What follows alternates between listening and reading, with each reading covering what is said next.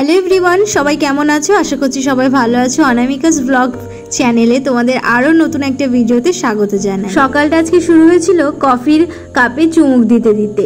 তো আজকের ভিডিওটা প্রথম থেকে শেষ অবধি দেখতে থাকো, আশা করছি তোমাদের ভালো লাগবে।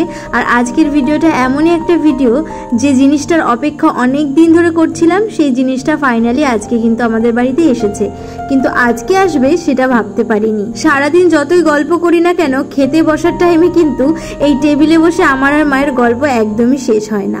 তো তাড়াতাড়ি কফিটা খেয়ে অমনি আমি কাজে লেগে পড়েছি, জানো তো। সকালে ঘুম থেকে উঠে কিন্তু পড়াশোনাটা করে নিয়ে তারপরে ব্রেকফাস্টটা করি। ব্রেকফাস্টটা সারা হয়ে গেলে তারপরে আমি বাড়ির কাজকর্মে লেগে পড়ি। তো এখানে এখন বেডটা ঠিক করে নিচ্ছি। বেডটা ঠিক করে নিয়ে সকাল থেকে এখনো ঘরের জানলাগুলো খোলা হয়নি। তো ঘরের জানলাগুলো খুলে দিয়ে সমস্ত গুছিয়ে টুছিয়ে দেখি পার্সেল এসেছে। এইমাত্র এলো একটা পার্সেল। এরকম পার্সেল এসেছিল সেম ড্রেস, বাট সেটা এক্সচেঞ্জ করতে হয়েছে। এক্সচেঞ্জ করে এটা দিয়েছে। তো আমি টাইম পাই তোমাদের এটা খুলে তারপর দেখাবো। আপাতত এটা থাক। এই ড্রেসটা হচ্ছে একটা জাম্পস্যুট টাইপের, একই কালারের প্যান্ট আর হচ্ছে টপ, একই রকমের কালার, কিন্তু পরলে বোঝা যায় না যে দুটো আলাদা আলাদা, মনে হয় একই রকমের।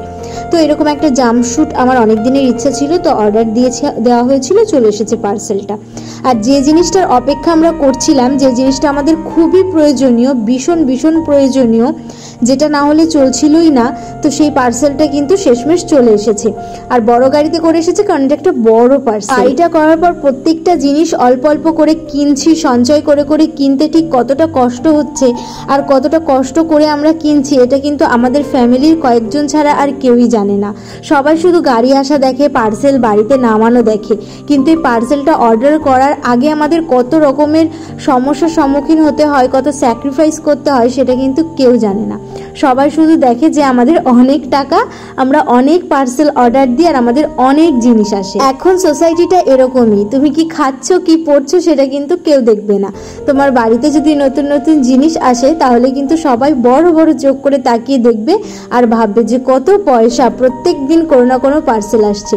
কিন্তু সেগুলো যে কিভাবে আসছে আর কতটা কষ্ট করে সেগুলোকে আমাদের অর্জন করতে হচ্ছে সেটা কিন্তু কেউ দেখে না। তো ছাড়ো, বাদ দাও, যাই হোক।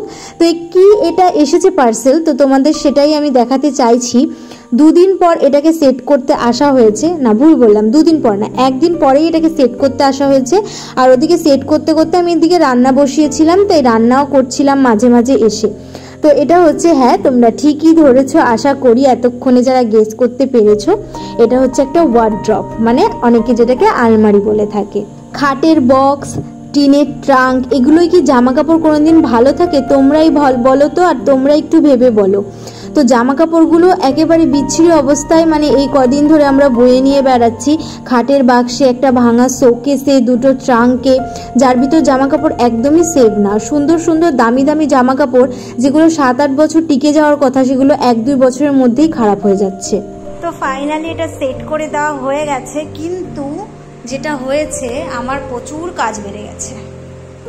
এগুলো সব গোছাতে হবে, উনি পারবে না। এই সব আমার এখন গুছিয়ে শেষে পরে আলমারিতে জামা কাপড় অর্গানাইজেশনটা তোমাদের সঙ্গে শেয়ার করব। আর ওটা ঠিক কোন পজিশনে রেখেছি আমরা দেখতেই পাবে।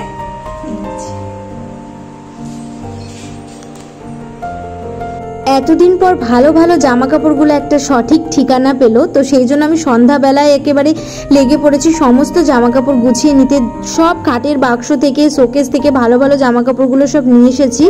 ওগুলো কিন্তু সবই ধুয়ে রাখা ছিল, ওগুলো অনেকটা সেভ করে রাখা ছিল, কিন্তু যে জিনিসের জায়গা যেটা, সেটা না হলে কিন্তু সেটা ভালো থাকে না। তো এদিকে দেখো, উপরে মায়ের শাড়িগুলো এখানে গুছিয়ে রেখেছি, আর নিচে দিয়েও আমার সব ভালো জামাগুলো রেখেছি, যেগুলো একেবারে নষ্ট হয়ে যাচ্ছিল সেগুলো সব গুছিয়ে রেখেছি। এগুলো হচ্ছে সব আমার লং ড্রেস, যেগুলো অনেক মানে ভালো ড্রেস আর যেগুলো এক্সপেন্সিভ খুব। আমার কিন্তু গোছানো হয়ে গেছে। তো তোমরা দেখতেই পাচ্ছ, ও সাইডে ভালো জামা কাপড়গুলো রাখা ছিল, আর এই সাইডে পুরো পার্ট পার্ট করে সবার জামা কাপড় রাখা রয়েছে। এগুলো হচ্ছে বাজারে টাজারে বা আশেপাশে খুব কাছাকাছি কোথাও যাওয়ার জন্য যে জামা কাপড়গুলো আমরা ইউজ করি, সেগুলোকেই সাইডে রেখেছি। এইটাই লক সিস্টেম নেই, এপাশেরগুলোই লক সিস্টেম রয়েছে। তো তারপরে আরও একটা কাজ করেছি, আজই ইনডোর প্লান্টগুলোকে এতদিন ধরে মানুষ করছিল, সেগুলোকে এখন ঘরে আনার পালা। তো এই টবটা ঘরে থাকবে বলে এটাকে একটু কালার করে দিয়েছি, কারণ ইনডোর প্লান্টের টবগুলো যদি একেবারে ফাঁকা থাকে ভালো লাগে না। আর বাড়িতে জাস্ট দুটো ফেব্রিক কালার ছিল, সবুজ আর অরেঞ্জ, সেটা দিয়েই কালার করেছি। শুধু রং দিয়ে যদি কালার করতাম তাহলে রংটা উঠে যেত, সেই কারণে যে কালারের ফেব্রিক ছিল সেই কালার দিয়ে এটাকে একটু ডিজাইন করে দিয়েছি। তো আরও অনেক রকমের ইনডোর প্ল্যান্ট আছে, সেগুলোর ছবি আমি তোমাদের শেষে দিয়ে দেবো। গাছপালা আমাদের বাড়িতে সবাই খুব ভালোবাসে, আর মায়ের জন্যই কিন্তু গাছপালাগুলো এত সুন্দর থাকে আর আমরা ঘরে এত সুন্দর করে রাখতে পারি, কারণ মা ওদেরকে ভীষণ যত্ন করে। তারপরে আমি চলে এসেছি আরও একটা এক্সট্রা কাজ করতে। কালকে যে জামা কাপড়গুলো গুছিয়ে রেখেছিলাম সেগুলোকে আজকে হ্যাঙ্গারে ঝোলাবো, কারণ হ্যাঙ্গারটা বাড়িতে ছিল না, হ্যাঙ্গারগুলো আনা হয়েছে, এনে ভালো করে মুছে নেওয়া হয়েছে। এবার সমস্ত ভালো ভালো শাড়িগুলো হ্যাঙ্গারের ভিতরে টানিয়ে সাজিয়ে রেখে দেবো। আর আগে জামা কাপড়গুলো যে ট্রাঙ্কগুলোর ভিতরে থাকতো সেই ট্রাঙ্কগুলোর ভিতরে এখন লেপ, কম্বল, কাঁথা সেগুলো রাখা হবে, কারণ লেপ, কম্বল, কাঁথাগুলো এগুলো সব আমার খাটের বাক্সে ছিল, যেখানে ওরা সেফ ছিল না। তাই ট্রাঙ্কগুলোতে আর আগে যে শোকেসটা ছিল তার ভিতরে লেপ, কাঁথা, কম্বল এগুলোকে স্টোর করে রাখা হবে। এখানে প্রত্যেকটা শাড়ির ব্লাউজ, ম্যাচিং ব্লাউজ দিয়ে আমি সুন্দর করে হ্যাঙ্গারে গুছিয়ে এখন এখানে সাজিয়ে রেখে দেবো। আর ভাই আমাকে হেল্প করছিল এই কাজটা করার জন্য, আর মায়ের সঙ্গে গল্প করতে করতে কাজটা করছিলাম।